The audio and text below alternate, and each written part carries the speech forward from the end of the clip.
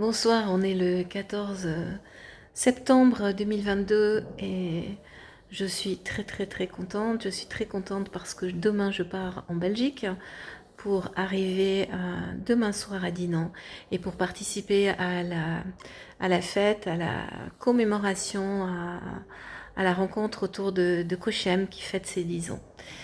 Alors on a feu sacré ou on l'a pas, ça fait exactement 3 ans, en 2019, en septembre, j'ai commencé ma formation d'intervention aux conflits familiaux que j'ai été suivre en Belgique, en accompagnement à la parentalité également, et, euh, et ça m'a apporté vraiment beaucoup. Dans mon activité professionnelle, dans mon cabinet, et puis aussi par rapport au mouvement suisse pour la coparentalité responsable que je préside. J'aimerais juste dire 2, 3 mots par rapport au rôle des associations selon moi.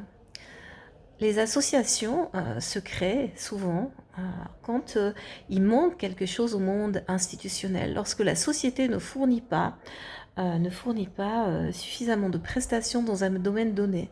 On a par exemple des associations qui s'organisent autour de pathologies physiques ou de problèmes génétiques ou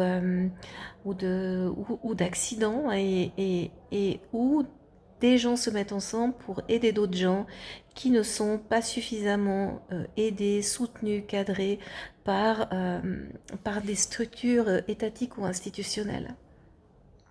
Et pour moi, c'est très important que ça soit comme ça.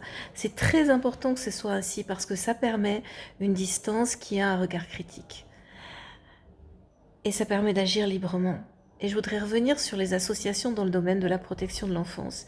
Il y en a plusieurs, je ne vais pas les nommer. Il y a peu de gens qui font de la publicité pour le mouvement suisse de la coparentalité responsable, donc je ne vois pas pourquoi je ferais moi de la publicité pour les autres, ce que j'ai fait pendant longtemps.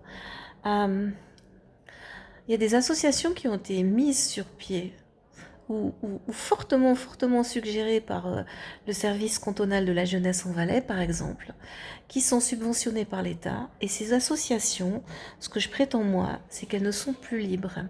Elles ne sont plus libres parce que quand on est financé par le gros mastodonte qu'est l'État, un gros mastodonte qui est une institution, on ne peut plus agir librement. Ça n'est pas possible. Or, tout l'intérêt des associations, c'est de fournir ces prestations-là qu'il n'y a pas autrement. Euh, il y a des associations de pères, parce que les pères ne sont pas assez écoutés, parce que la pratique, à défaut de la loi, la pratique les défavorise. Il y a des associations, enfin, il y a des mères qui signalent des abus sexuels sur les enfants, puis qui sont traités d'hystériques. Il y a des pères qui sont faussement accusés d'abus sur les enfants.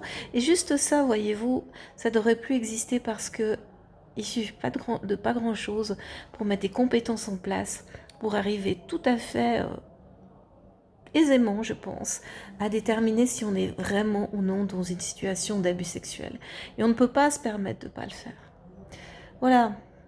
Donc dans les alliances qui se font et ce qui défendent, dans ces associations qui payent des lobbyistes pour aller à Berne, dans ces associations qui s'encouragent les unes les autres, parfois moi je regrette qu'il n'y ait pas plus d'esprit critique vraiment.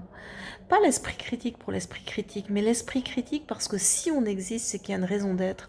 Et pour moi également, les associations ne peuvent pas demander des frais élevés aux gens qu'elles aident. C'est pas possible. On peut, en tant qu'association, référer des gens à des professionnels qui, eux, vont se faire payer. Alors moi, je me trouve parfois dans une situation particulière où le mouvement que je dirige me réfère à moi dans mon cabinet des gens. Pourquoi? Parce que c'est comme ça, parce que je suis une professionnelle à la base du domaine, mais en tant qu'association, on ne peut pas facturer des séances à des prix incroyables. C'est pas correct pour moi. C'est pas correct. Enfin, tout ça pour dire que quand même, au milieu de tout ça, je vous redirai encore vendredi, mais à ma connaissance, il y a 2 personnes de Suisse qui se rendent à Dinan. Pourtant, Dinan, là je suis à Vevey ce soir, je dors à Vevey, comme ça j'ai moins de trajet à faire.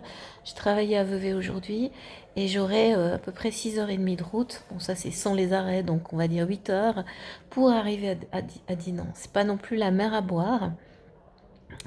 Et en fait, il y a le bâtonnier Olivier de Riva qui sera là et qui s'exprimera pour la Suisse, hein, parce qu'il participe au projet COCHEM. On avait voulu demander à une autre juge qui n'a pas pu venir parce qu'elle n'était pas disponible.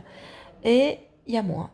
Et à ma connaissance, on est les deux seuls Suisses à participer à cette journée entre professionnels. En fait, c'est une journée qui n'est pas réservée aux associations, même pas ouverte aux associations, c'est réservé aux personnes qui pratiquent COCHEM dans leur pratique professionnelle et pour voir euh, à quelles difficultés on fait face et comment on peut mieux s'en sortir et comment on pourrait collaborer. Il y aura des gens de Belgique, il y aura des gens de France, il y aura des gens d'Allemagne et il y aura 2 personnes de la Suisse. Voilà. J'ai, moi, de mon côté, invité quelqu'un qui est membre d'une association en négociant la chose, en disant que cette personne et ces personnes reçoivent des parents, les entendent et quand elles font ça, elles se comportent un peu comme professionnelles, mais finalement, ça n'a pas joué. Et ça montre quand même pour moi la motivation des gens. Et, et j'espère que bientôt, toutes les démarches que fait depuis des années le mouvement suisse pour la coparentalité responsable seront reconnues et porteront leurs fruits. Ces efforts sont déjà en train de porter leurs fruits. Voilà, COCHEM, c'est pas juste pour les situations faciles où tout le monde s'entend bien à la base. Les interventions au conflit, ça s'apprend. Ça s'apprend pas en une journée, bien sûr que non. Il faut se former, il faut s'informer, il faut se donner si c'est ce qui nous motive. Moi qui ai perdu un proche dans ces situations dramatiques, qui ai plusieurs proches qui ont vécu des situations dramatiques autour de la protection de l'enfance, ben, c'est ça qui me fait vibrer, c'est ça qui me fait lever le matin, c'est ça qui, en tant qu'ancienne petite fille qui n'a pas toujours été très bien traitée, me fait me manifester, me former pour que d'autres enfants, les enfants d'aujourd'hui, ne vivent pas ce que j'ai vécu, ce que certains d'entre nous ont vécu et ce que les enfants de certains amis ont vécu en matière d'aliénation parentale. Voilà, je suis très très très contente d'aller rencontrer ces gens courageux, dynamiques, qui font face et qui cherchent des solutions. Bonne nuit.